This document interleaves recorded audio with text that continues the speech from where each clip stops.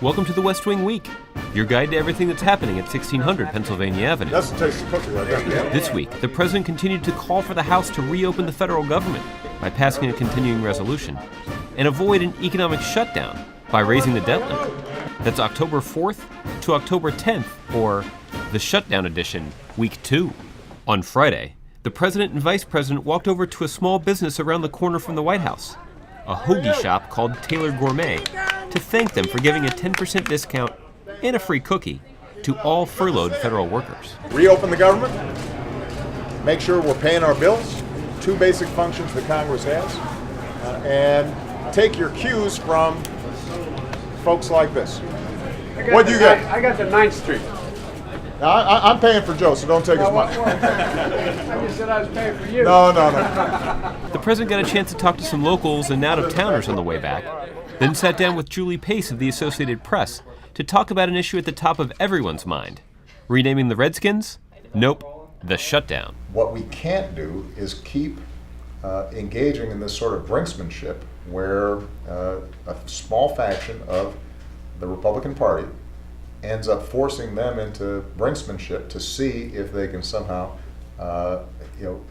get more from negotiations by threatening to shut down the government or threatening America not paying its bills. On Monday, the president started the second week of the government shutdown by meeting with FEMA officials at the National Response Coordinating Center, where he thanked them for working during the shutdown in advance of the arrival of Tropical Storm Karen, and repeated his call for House Republicans to vote on a continuing resolution to reopen the government and to raise the debt limit. I think the American people simply want government to work.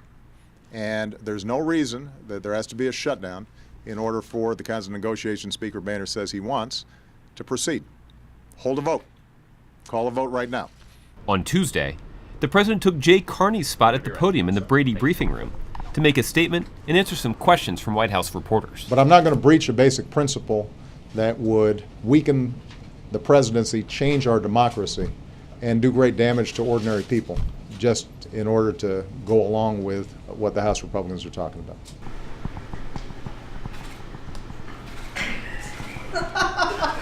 I'm sorry, the First Lady stopped by my house. The First Lady started off day 9 of the shutdown, spending some time traveling the halls and offices of the White House's West Wing and Eisenhower Executive Office Building.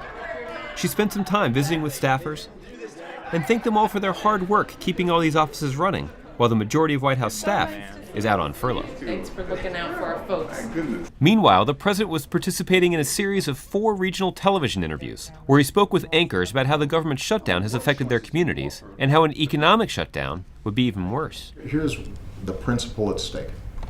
If, in fact, one faction of one chamber, of one branch of government, is able to say, we will shut down the government and shut down the economy unless we get our way on something that we want, then our democracy doesn't work. Then, the president announced his nominee to succeed Ben Bernanke as the chairman, or in this case, the first ever chairwoman of the Federal Reserve, at a pivotal time for our economy. At the end of the day, the House Democratic Caucus gathered in the East Room for a meeting with the president, where they discussed the government shutdown and the upcoming debt limit deadline. On Thursday, the president continued his bipartisan consultations with Congress, meeting with House Republicans and Senate Democrats. To find out more information on any of these topics or to see complete videos of these events, go to whitehouse.gov. And thanks again for checking out your West Wing Week. Maybe go around, shake a few hands, and just say thank you, but in the meantime, I want to make sure everybody's still monitoring whatever it is that you're supposed to be monitoring. This is a pretty important room.